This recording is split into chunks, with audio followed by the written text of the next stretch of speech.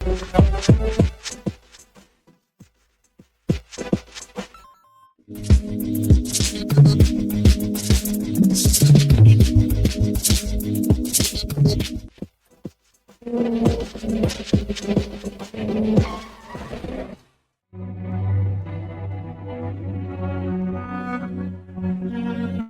yourself a fighting chance. Wear an approved helmet. A message from the Road Safety Unit in the Ministry of Transport and Mining. Peace begins with us. Every act of kindness, every step towards understanding brings us closer to a brighter tomorrow. Let's choose unity, compassion, and hope. Together, we can build a future where peace reigns. Brighter tomorrow starting today.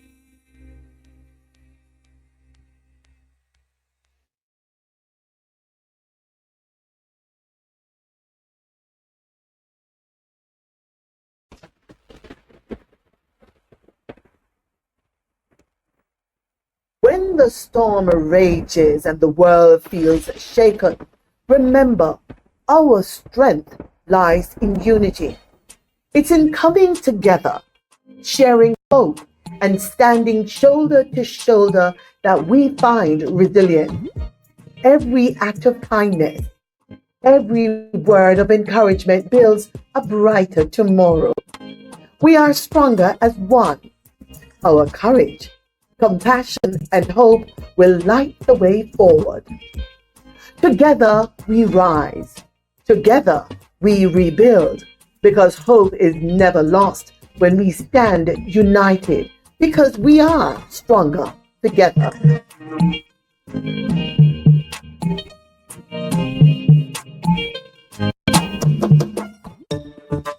Every year, the Jamaican Parliament approves billions of our taxes to be spent on goods and services provided by the private sector.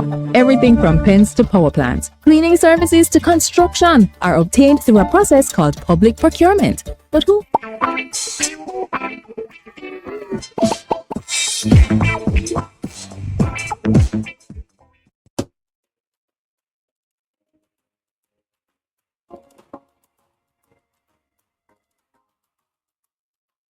Tongue guide our thoughts. Help us that we will get clarity in whatever we're doing. Father God, we ask for your grace in this day and onwards. Amen.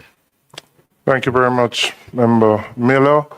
In terms of apologies for absence, we have received from Member Franklin Witter as well as the Auditor General, Mrs. Monroe Ellis, to note the biennial diaspora conference is being held over the next couple of days in Montego Bay. So I'm aware that there may be government members who are participating in that, even though we haven't received formal apologies from them. Mr. Green, let me welcome you and invite you to introduce the team. I'm aware that we have a new acting CEO for the University Hospital. You can introduce the team. Thank you very much. Good morning, Chairman, members, colleagues. With me this morning to my left is the new acting CEO of the University Hospital of the West Indies, Colonel Sidney Powell, who is also the Senior Medical Officer of Health for the Port Maria Hospital. To my right is Mr. Donovan Davis. He's the Principal Finance Officer in the Ministry of Health. We also have with us Commander Paul Wright, Chief Technical Director in the Ministry, Ms. Michelle Walker, the Chief Internal Auditor, Brenda Lynn Bennett Tomlinson, Audit Supervisor, Ms. Paulette Spencer Smith, Executive Director of the National Council on Drug Abuse, and Ms. Maureen Golding, Chief Technical Director in the Office of the Permanent Secretary. Thank you very much. From the Auditor General's team. Good morning, Mr. Chairman. Morning, colleagues. Bring the mic a little bit closer to you. Okay.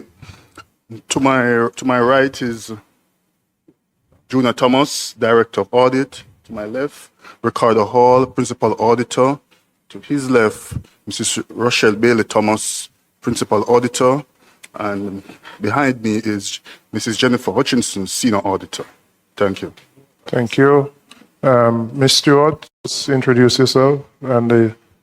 Thank you, Chair. Thank you, members. I'm Ms. Tiffany Stewart, Senior Legislative Counsel for the Houses of Parliament. And I know we have two other colleagues from the Parliament. Good morning, everyone. My name is Stephanie Hamilton. I'm the Senior Research Officer. Good morning, everyone. My name is Angelica Patterson, Research Officer. Go ahead, Ms. Hope. Morning, Chairman and members and colleagues. Hope Blake, Deputy Financial Secretary, Ministry of Finance. And with me is Barrington Thomas, the Principal Director for the Accounting and Financial Management Policy Branch.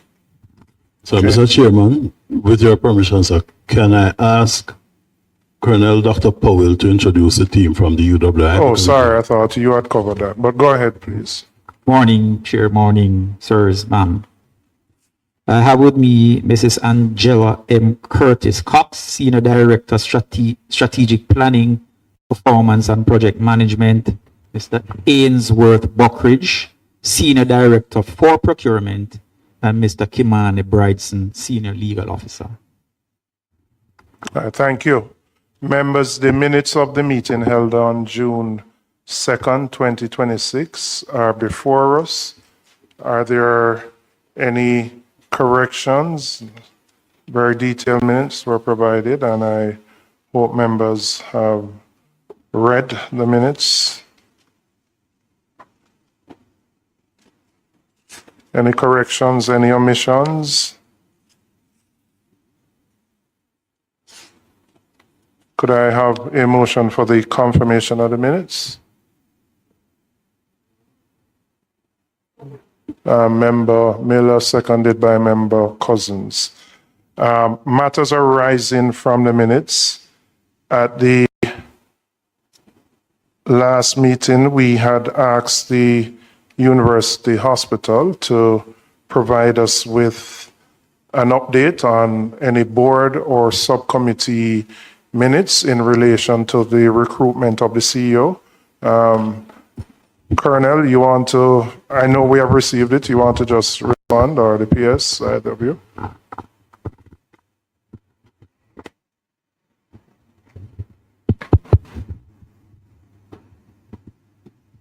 Sir, thank you. So there's not much more to add to that.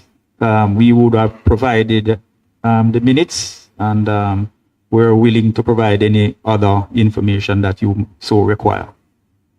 All right, let me just, for the purposes of persons who are not physically here, but who would follow the meeting, there is a letter from the Permanent Secretary addressed to the Clerk of the Houses of Parliament, and the question was, the acting CEO of the University Hospital was asked to conduct the necessary research to ascertain whether there were reports that were submitted to the board by its Human Resource and Customer Service Committee other than the report mentioned in the board meeting minutes of July 19th, 2023. The answer, yes, reports were apparently submitted from the Human Resource and Customer Services Committee to the members of the board. We have been able to locate and identify addendum minutes of the board meeting held September 20th, 2023, September 23rd, 2023, October 3rd, 2023, and October 18th, 2023, which are attached for review. The second part of the question, minutes of meetings of this committee that were held after July 19th, at which matters concerning the recruitment of the CEO were addressed. Answer, the minutes of the Human Resource and Customer Service Subcommittee are attached for your review. These minutes contain the discussion surrounding the matters related to the recruitment of the CEO. So we have before us a number of documents related to the recruitment of the CEO, and we also had a submission from the former chairman of the committee, Mr. Chai Chung, which supported the provided supporting documentation in relation to the recruitment of the CEO. There's a report from an entity, Great People Solutions, who were engaged by the board to identify, do the initial screening and recruitment for the CEO. There is also a copy of an email from the board requesting that members confirm and approve the process. And this seemed to have been done by round robin, because there are copies from board members who indicated their support for the process to go ahead. So members, we have before us in detail the discussions that took place related to the recruitment of a CEO for the hospital. I mentioned at the last minute meeting that I was surprised that we could only find 2 paragraphs, and I knew there had to be more, and those minutes have been provided for us. So I don't know if members have any questions or comments on the documentation that is before us. Member Bunton. Thank you, Chair. I haven't even had sufficient time to go through the quite substantial minutes of the HR committee and the additional information placed before us. I'm not even familiar with this style of minute keeping where there's an addendum to the minutes, as if, you can separate some sections from the minutes which you don't want to go on the record. I don't know how that was done, but this paints, a quick scan of it paints a completely different picture from what we were led to believe at the last meeting. Like, this chairman was on a frolic of his own, and that what he had presented to the committee the meeting before was not accurate. But what we see here is quite a comprehensive record of the board treating with the matter of recruiting a CEO in an international selection process. And if I were just to correct you, because I believe you referred to the chairman of the board as the chairman of the committee, and just for avoidance of doubt, it was actually Dr. Andre Foote, who was the chairman of the subcommittee. Who was the chairman of that committee, yeah. And I believe he was also deputy chairman of the board at that time. So there's I'm a little surprised that the former CEO couldn't find anything, or the former acting CEO couldn't find anything more than the 2 paragraphs in those minutes, when we have here minutes, meeting after meeting after meeting, round robin, decisions, etc., which clearly support the submissions, the oral submissions from the former Chairman Chai Chong at the meeting. When he came here. In fact, I was going to say I'd go further. If you read some of the documents, I think the former chairman made it clear in some of these meetings that this process had to be one that could stand the test of scrutiny and rigor. And I think I have seen it maybe once or twice where he said that. And certainly from the reading of what is before us, they went through a very detailed process. The engagement of an external HR professional to do the initial screening, recruitment, the board, there are very detailed minutes of the discussions related to the CEO. Some of them I would say are a little sensitive and maybe private, but very detailed discussions and engagement with the relevant stakeholders. So, without a doubt, there's no question that a detailed process was followed by the board at the time in dealing with the recruitment of a then CEO of the institution. And so I think it is important for the record of the meeting, and certainly I know for the former chairman, that this be placed on the record so that there is no question about the accuracy of his representation to the committee when he was here. I think this fully supports his testimony here before the committee. Along those lines, Mr. Chairman, when people give public service, we should be careful to defend their reputation if it is warranted. And I clearly, from going through these documents, as I said, I've just gone through them very quickly because there are quite a few.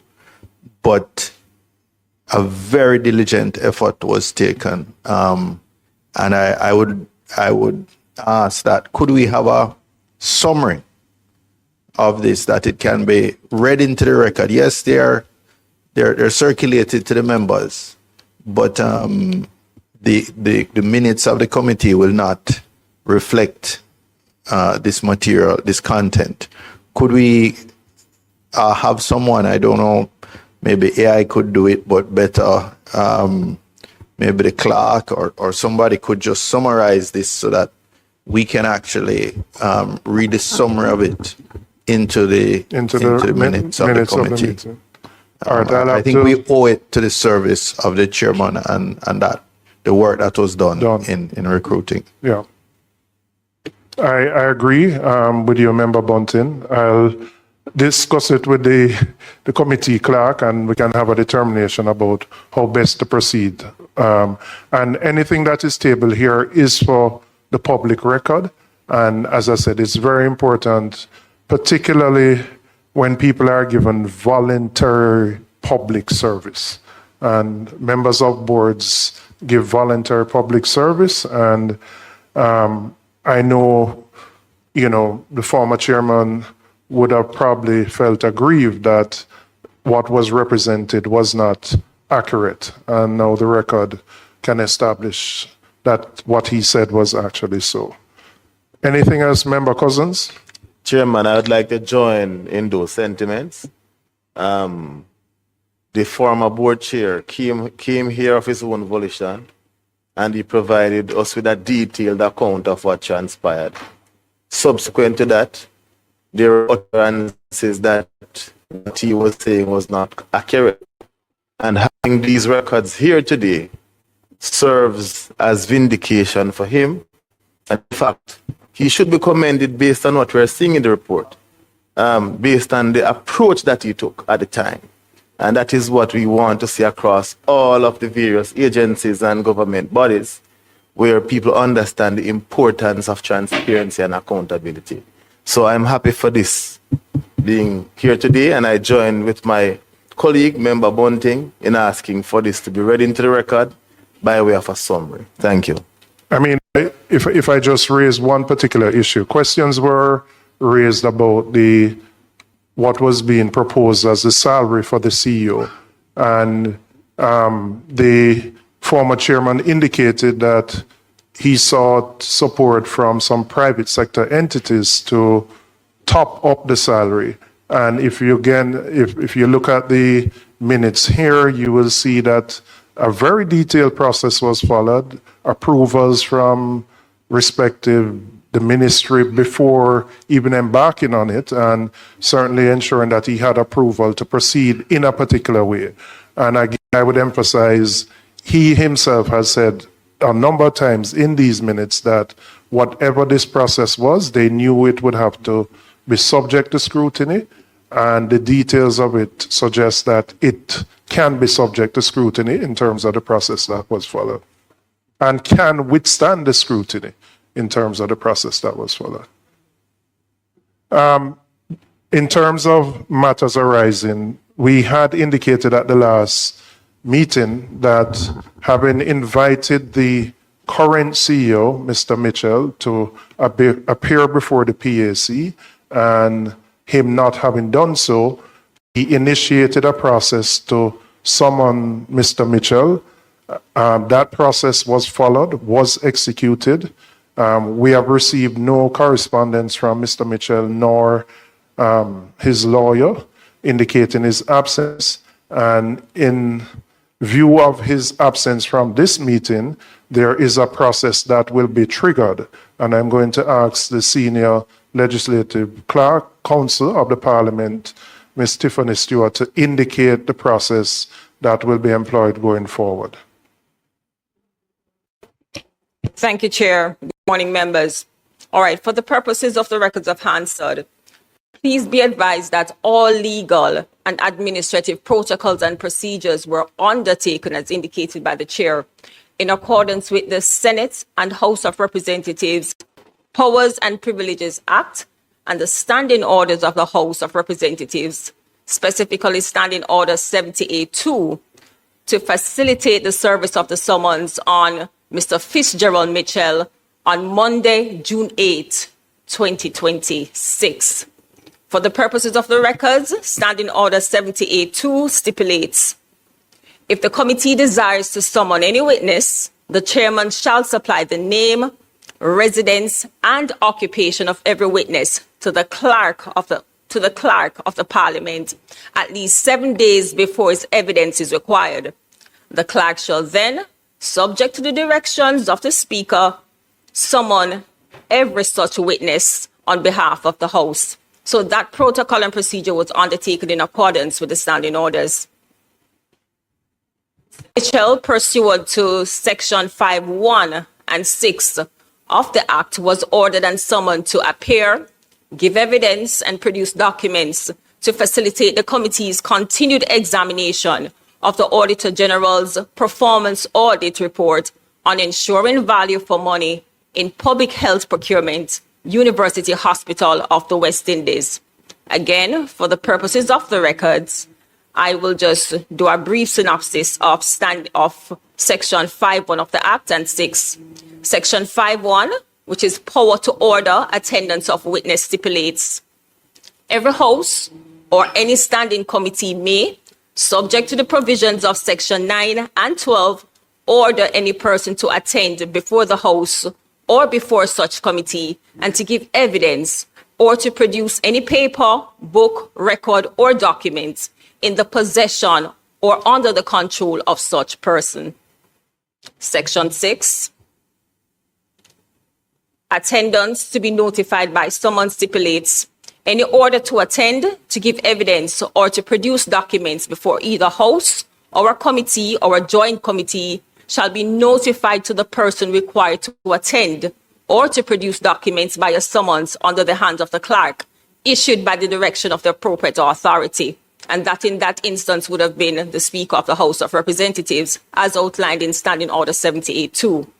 Section 6(2) goes on to state, in every summons under subsection 1, there shall be stated the time, when, and the place where the person summoned is required to attend, and the particular documents which he is required to produce, and the summons shall be served on the person mentioned therein, either by delivering to him a copy thereof, or by leaving a copy thereof at his usual or last known place of abode in Jamaica, with some adult person, and there shall be paid or tendered to the person so summoned if he does not reside within 4 miles of such place of attendance specified in the summons, such sum for his expense and as may be prescribed by the standing order.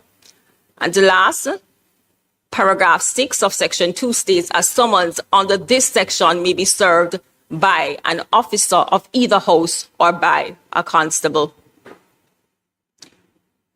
Now, Mr. Mitchell's failure to attend and to give evidence or to produce documents in accordance with the order constitutes an offense under Section 18A and Section 18B of the Senate and House of Representatives and Privilege Act, and may be reported to the House of Representatives as a contempt of Parliament. Again, for the records and for the purposes of clarity and completeness, Section 18A and B stipulates,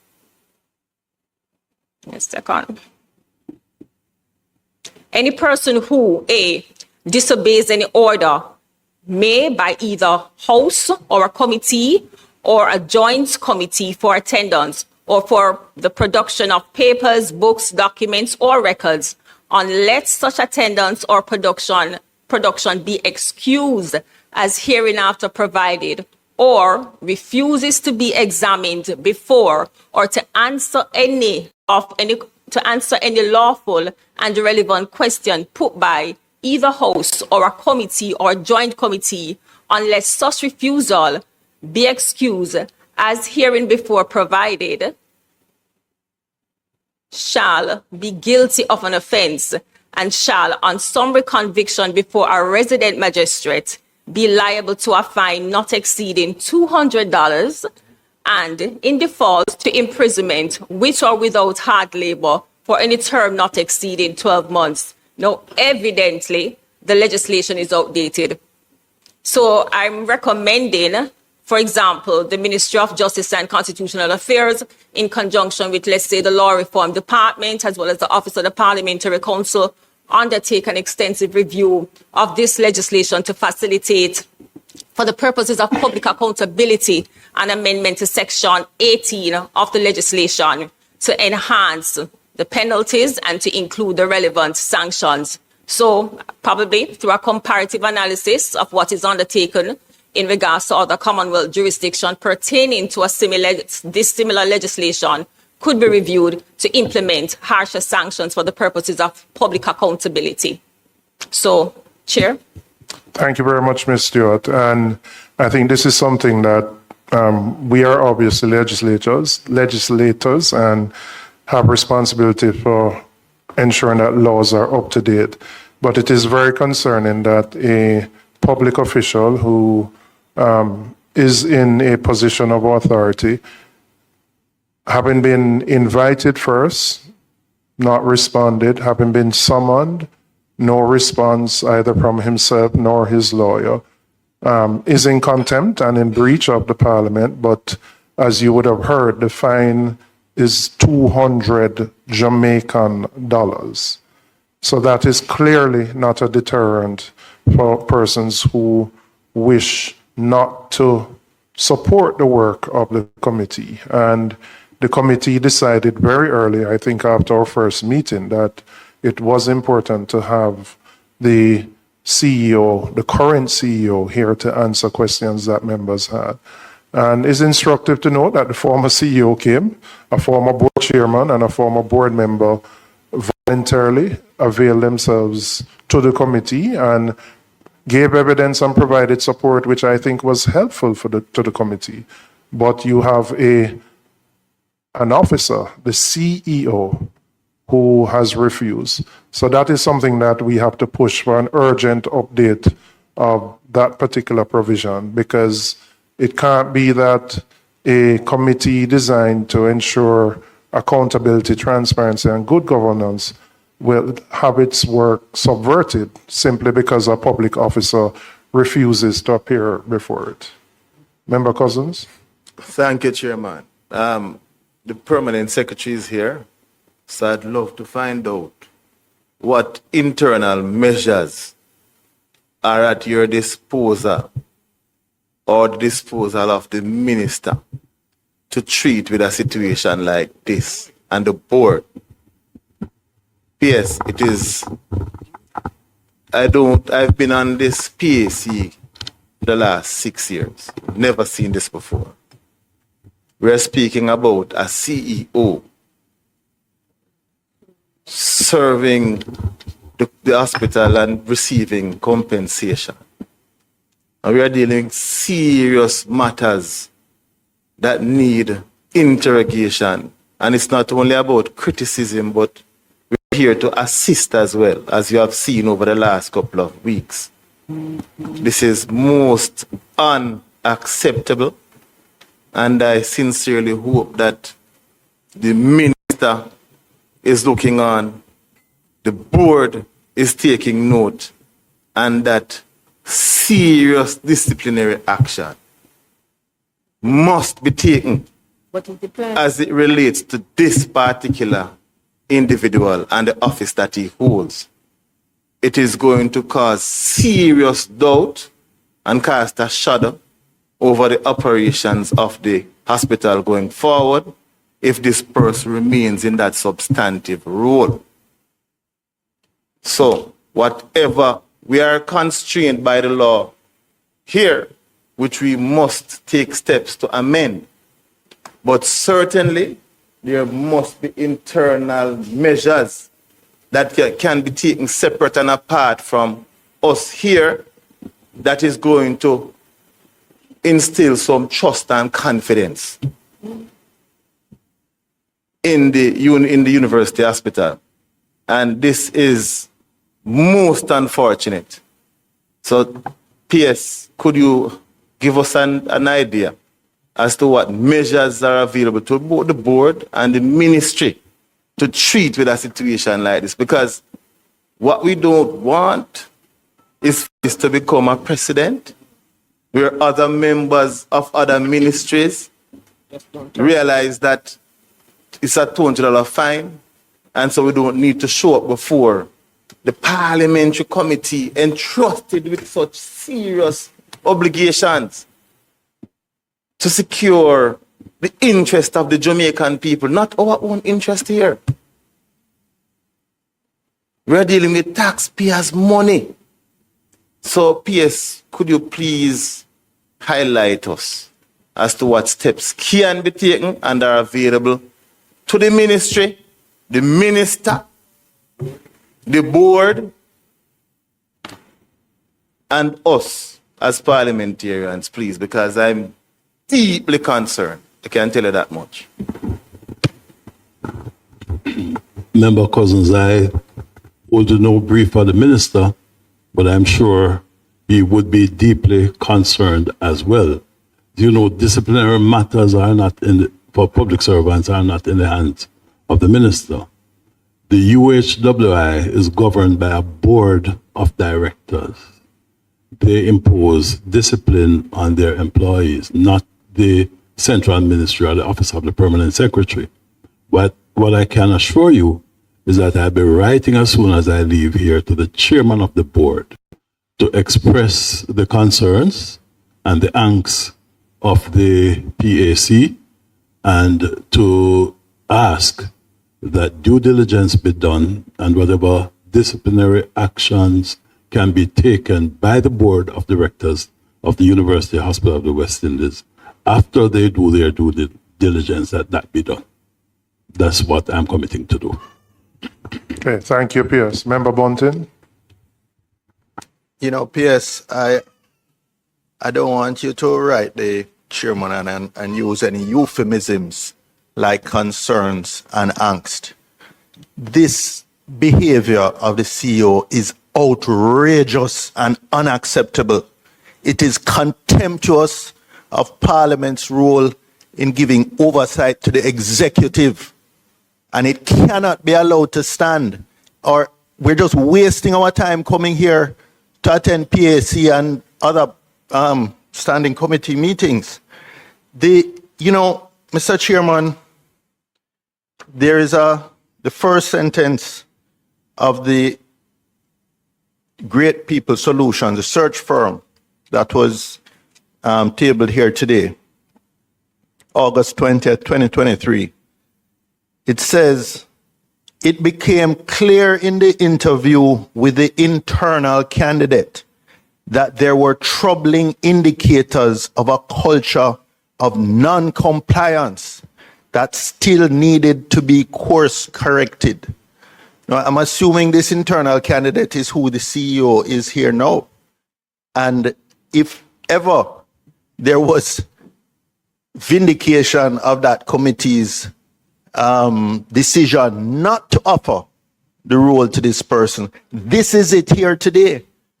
This is absolutely vulgar. This person feels they can operate with impunity, clearly protected by the administration if they do nothing. The litany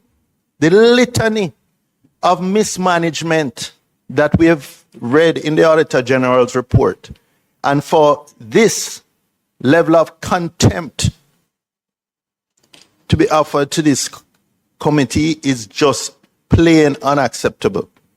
And while the $200 may be a nuisance, but I still think we should go through with the conviction for contempt. At least let that be on the person's record, if that is the only thing to signal to the public that this committee is completely dissatisfied and we find this behavior absolutely unacceptable.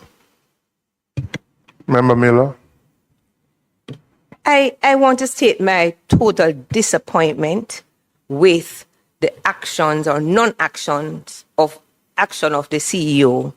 And I want to say no public official should treat a summons with disregard. It undermines accountability.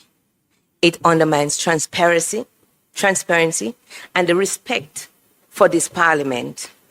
And it sends a really, really bad signal to other public officials that are out there.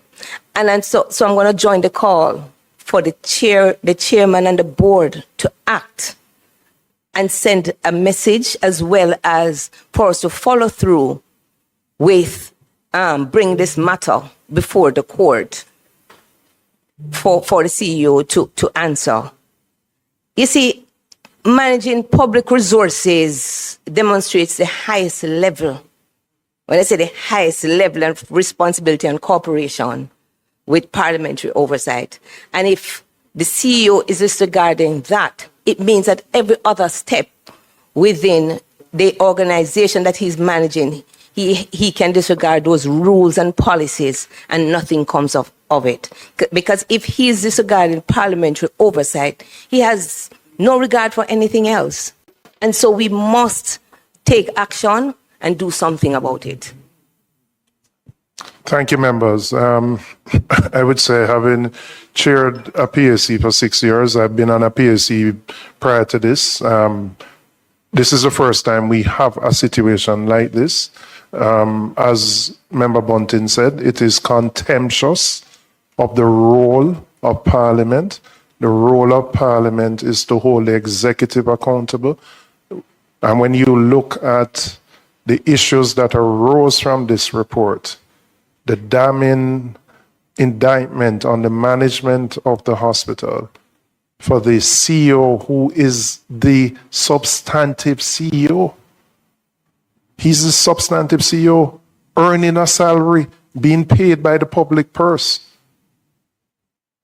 And to have that level of disregard, to refuse an invitation issued, didn't come, summons issued, don't come, like on a nothing.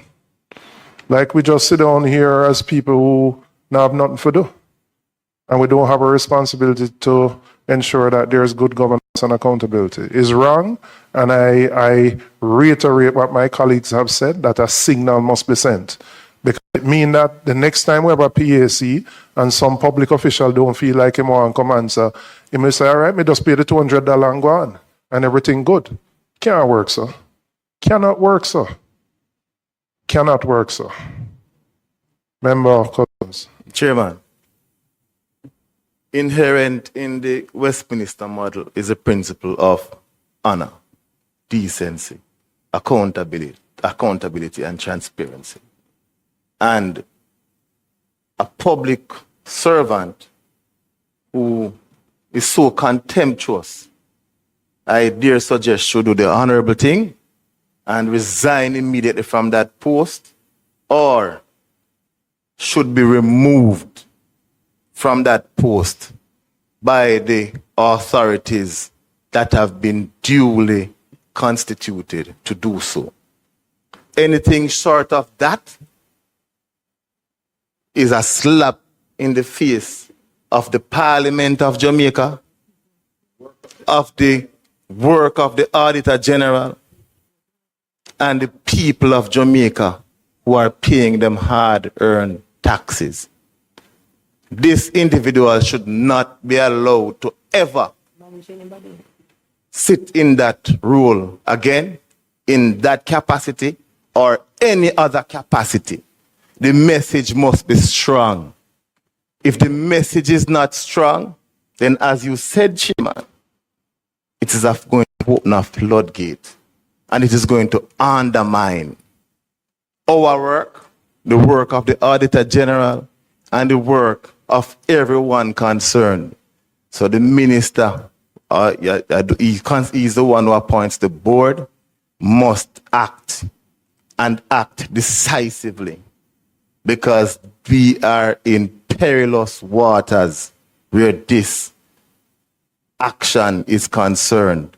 And I'm very much upset about how things have transpired. I'm not surprised based on the stance that he took earlier.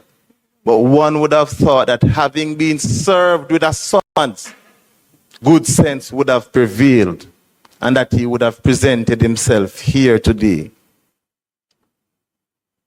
So, PS, as Member Bunting said, we don't want any sugarcoating. I have said what I have had to say here, and the ministry needs to send a very strong signal. And that is all I have to say in respect of this matter.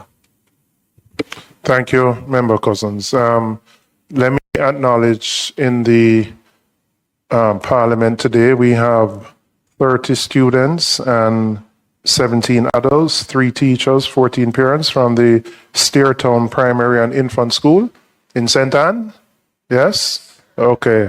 Let me welcome you to this meeting of the Public Accounts Committee. We won't be having a full sitting of the Parliament today, so this is their opportunity to see how governance works and how the processes of the Parliament work. So welcome to our Parliament. Members, we won't be able to go any further with the University Hospital of the West Indies. Sir PS, I had indicated at the last meeting, sorry. Yes, St. Anne, Steertown in St. Anne. Oh, I don't know if that's why they came. Oh, okay. Yeah. Yeah, we won't have a sitting today because of the biennial diaspora conference, but we will have a sitting tomorrow. P.S. There are some public concerns about the state of the Kingston Public Hospital and the non-functioning of an AC unit, which, from what I've seen in the media, has caused surgeries to be put off. Could you give us an update as to where things are at and when you expect things to return to normal? Thank you, Chairman. As things stand today, 2 of the 4 main operating theaters at the Kingston Public Hospitals have been affected by the breakdown of this air conditioning unit. The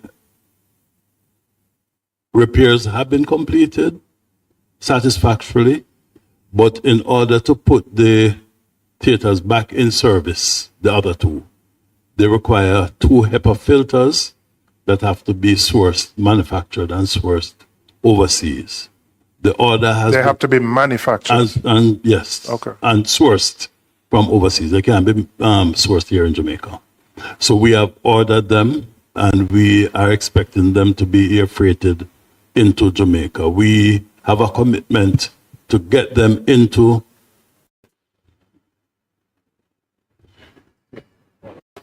Sorry, yes, go ahead. We have a commitment to get these HEPA filters in by mid next week. After they are installed, then the theaters have to be cleaned, they have to be sanitized. But as it is now, surgeries are going on at the KPH. Elective surgeries have been scaled down, but emergency surgeries are going on. Another area that was affected was accident and emergency. That requires extensive repairs, but what has been done in the meanwhile, they're putting some cassette units and some split units. So those are working and everything should be okay from the accident and emergency standpoint. So you would anticipate what, in another 2 to 3 weeks, having gotten the parts here, you should have the ACs. And would this represent a permanent solution or this is more a patchwork? For now, is a little bit more than a patchwork, but what we are doing, we're in procurement now for a new system, air conditioning system for those areas. Because the system is old, it's very old, and it's in need of replacement. So while we're doing that, we're in procurement, in the middle of procurement now to get a new system to outfit those areas at the hospital. All right, thank you, PS. Thank you. Ms. Stewart, I was going to call on you just to ensure that we for the purposes of the minutes and the meeting, that we have accurately recorded any and all decisions that are necessary to trigger the process in relation to Mr. Mitchell. So I'm going to ask you to guide us in that regard. Thank you, Chair. As indicated in the summary, specifically stated that failure to attend to give evidence or to produce documents in accordance with this order constitutes an offence under Section 18A and B of the Senate and House of Representatives Powers and Privilege Act, and may be reported to the House of Representatives as a contempt of Parliament. So first step, we have to go ahead now and produce a report to the Speaker, and the correspondence probably can be attached to that particular report from you, Chair, directly to the Speaker, outlining the legal and administrative protocols that were undertaken to facilitate the service of the summons on Monday, June 8, 2026, and what, unfortunately, is the outcome and the recommendation for probably reference to the Ministry of Legal and Justice and Constitutional Affairs for the amendment of the legislation. So that's the first thing. A report done, drafted by the committee clerk, supported by correspondence from you, outlining the issues of legal and policy and administrative contention to the Speaker of the House. I'm also thinking as well to send a message to the CEO. Correspondence also needs to be sent from the Speaker of the House to Mr. Mitchell as well, to say, listen, you have been ordered, you have been summoned, you have breached, you are now in contempt, and what must be undertaken in regards to the legislation. Obviously, the Parliament is confined within the ambits of the legislation, where you have the $200 to be paid. That's the most that can be done right now. However, I'll engage in necessary consultation in terms of the procedure after the correspondence has been dispatched by the Speaker or the Clerk of the Houses to Mr. Mitchell to trigger specifically this issue in the parish court. Okay. All right. Thank you very much. I just want to ensure that we follow all the legal procedures to ensure that the sanctions that we feel very strongly about should be applied. Members, in terms of... Sorry, go ahead. So Member in Bond. that regard, Mr. Chairman, I just want to be clear on the decision of the committee. The decision is that you will be empowered to write to the Speaker reporting this matter and asking for the necessary steps to be taken to follow through with the contempt of court. Yes. So I would ask the committee to support that. That I will ask the committee clerk to prepare a report for my signature to the Speaker. Okay, the committee signature to outline what we have done so far, the fact that Mr. Mitchell is in contempt, and that the proceedings to hold him accountable go through as forward. well. And I think maybe you should just take a formal vote at the committee to... Yes, so I'll put it to the members of the committee, asking for your support for us to move in that direction. Those in favor? Aye. Okay. Mr. Seabright? Yes, I'm in favor, Mr. Chairman. And just as an addendum, I think it's important that we put on the record that the governance reforms that have been pushed through by this administration, and certainly the administration of Bruce Golding, led to you being chairman of the Public Accounts Committee, having the opposition also chair the PAAC, which I believe is chaired by Mr. Bunting.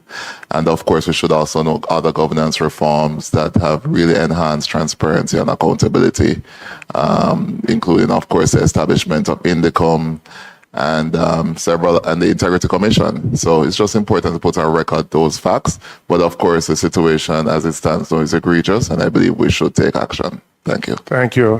I'll just remind you, you're correct in highlighting what the former Prime Minister indicated in terms of chairing the committees. He also went a little further and said all the other committees should be chaired by opposition members as well. You seem to have conveniently forgot that one. The P, and that is, we just came from a Commonwealth conference in Trinidad on PACs. It is the norm in the Commonwealth jurisdictions that the chair of both the PAC and the PAAC are opposition members. In fact, in some countries in St. Vincent and the Grenadines, Turks and Caicos, it's actually the opposition leader and the Cayman, the opposition leader himself, who chairs the Public Accounts Committee. So good. Some good measures, Member Steve, right, were initiated by former Prime Minister Golding. I would hope, but then many of them have been reversed by the current administration.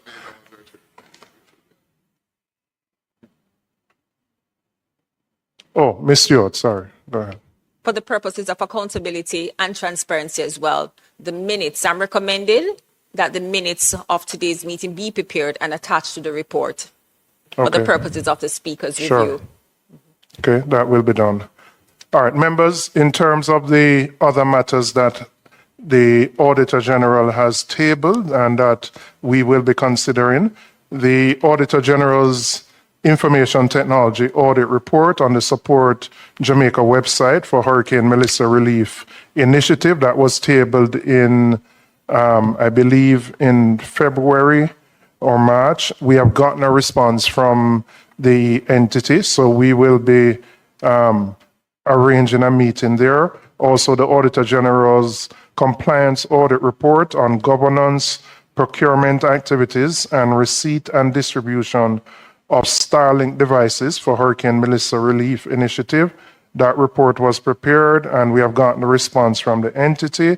The Auditor General's Performance Audit Report on the management of the Production Initiative Program by RADA, that was retabled. It was tabled before in the last parliamentary year. It was retabled on May 12th. We are awaiting the response, which should be provided, I think, today, the 16th.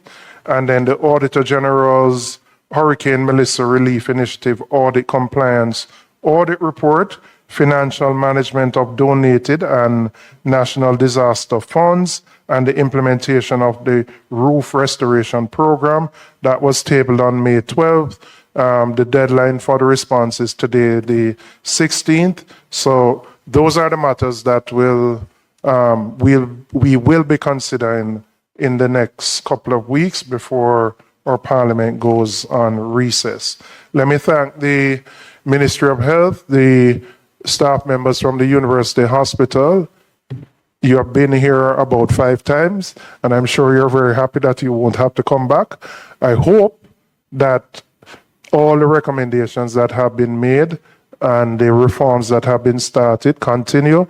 Dr. Powell, you have a significant responsibility on your hand to follow through. I know we are there for about a 6-month period so that you leave there, whoever comes after you has a strong template to continue the work so that this institution, which is our premier health institution, returns to a standard that we can be proud of, not just as Jamaicans, but it is a regional institution as well.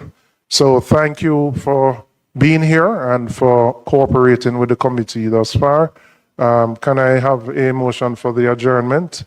Member Cousins? Chairman, let me just join with your sentiments towards the staff of the University Hospital of the West Indies and the Ministry of Health. We have been here for a number of occasions, and you have been most cooperative. And as the chairman indicated, we hope that the reform process continues and that you're able to get things right so that we don't have to come back here a few years from now to revisit these same issues. The process that we're embarking on now is one where we actually are here to interrogate and to assist as best as possible, not to necessarily critique for the sake of critiquing. And I hope that you're able to get things right, because a well-functioning university hospital is so critical to so many patients who are in need of decent health care. And so all the best going forward. And thank you very much for the time and the effort that you have displayed. Chairman, I wish to move the motion for adjournment. Sorry, I want to ask you to hold on the motion for adjournment because the the Senior Research Officer of the Parliament has provided a summary of the University Hospital of the West Indies board meetings, August 20th, August 21st, and August 28th, 2023. I'm going to read the summary because, as Member Bunting said, it's important to place in the record of the meeting what took place. The following summary was prepared by the Research Department and is based on 3 documents submitted to the committee concerning the recruitment and selection of a Chief Executive Officer for the University Hospital of the West Indies. These documents comprise 1, an email dated August 21st, 2023, entitled UHWI Board Urgent, seeking board ratification by way of a round-robin vote to proceed with finalizing contract negotiations with a candidate selected through the CEO recruitment process. 2, an extract from the final report prepared by Great People Solutions dated August 20th, 2023, entitled Recruitment Services for the Chief Executive Officer Role at the University Hospital of the West Indies, which outlined recommendations arising from the recruitment exercise and proposed next steps following the selection of a preferred candidate. And 3, email dated August 28, 2023, entitled CEO Selection from the Chairman of the UHWI Board to Directors, which provided an update on the round-robin voting process and the outcome of the board's consideration of the selected candidate. The documents indicate, pursuant to a decision of the UHWI Board at its meeting of December 14, 2022, the Human Resource and Customer Service Subcommittee tasked with identifying and recruiting a new Chief Executive Officer. To support this process, the board engaged Great People Solutions as an external recruitment consultant to conduct the recruitment exercise and prepare a report on the outcome of the process. According to correspondence dated August 21st, 2023, the Human Resource and Customer Services Subcommittee completed its recruitment exercise and identified a preferred candidate for the position of Chief Executive Officer. Directors were advised that the selected candidate had been identified through the process outlined in the Great People Solutions report and were requested to provide ratification through a round-robin vote to allow the board to proceed with finalizing contract negotiations with the candidate. The documents further reflect that board members expressed support for proceeding with the appointment process.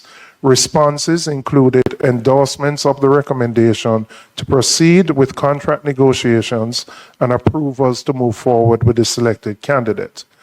In correspondence dated August 28, 2023, the chairman of the board advised directors that concerns had been raised regarding the timing of the requests, particularly because the new UWI principal had not yet been seated on the board, as well as concerns regarding whether the recruitment process could withstand scrutiny. The chairman stated that the vice chancellor and the incoming principal were consulted, provided with the relevant documentation, and afforded additional time to review and comment on the process. The chairman further indicated that the Human Resource Subcommittee had sought to ensure that the recruitment process complied with government protocols, was adequately documented, and could withstand both external audit review and broader scrutiny. The correspondence also noted that one member of the subcommittee recused themselves from the process due to the possibility that any future external audit could originate from that member's ministry. According to the chairman's update, the round-robin vote resulted in a significant majority of board members endorsing both the recruitment process and the proposal to proceed with finalizing a contract with the selected CEO candidate. The Great People Solution report also contained recommendations relating to the position and the organization.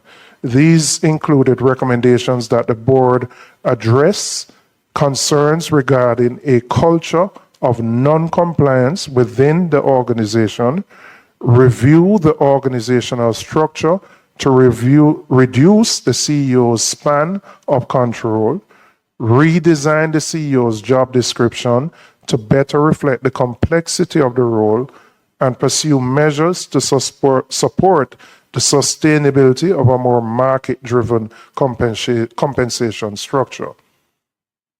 The report further outlined proposed next steps, including board confirmation of the selection, engagement with the Minister of Health and Wellness, finalization of funding and payroll arrangements, negotiations of a draft job offer, completion of background checks, execution of an employment contract, processing of work permits and TRN applications, and onboarding and transition arrangements for the selected candidate. In summary, the documents demonstrate that the UHWI board, acting through its Human Resource and Customer Service Subcommittee and assisted by an external recruitment consultant, undertook a CEO recruitment exercise, sought board ratification through a round-robin process, considered concerns regarding the timing and integrity of the process, and ultimately recorded majority board support for proceeding with contract negotiations with the selected candidates. So, members, I'm asking for ratification of this report, which was prepared by the Parliament's Research Committee, which summarizes the plethora of documents that were put before us today. Can I have that ratification, please? Those in favor? I so moved. Okay. So we have moved by Member Miller, seconded by Member Bunting. Those in favor? Any against? All right, the ayes have it. All right, any further questions? Could I just ask that be circulated to members? They like the soft copy as well. Sure, and the committee clerk will circulate this as well. All right, Member Cousins, you had moved for the adjournment, and seconded by Member Miller. Thank you very much, ladies and gentlemen.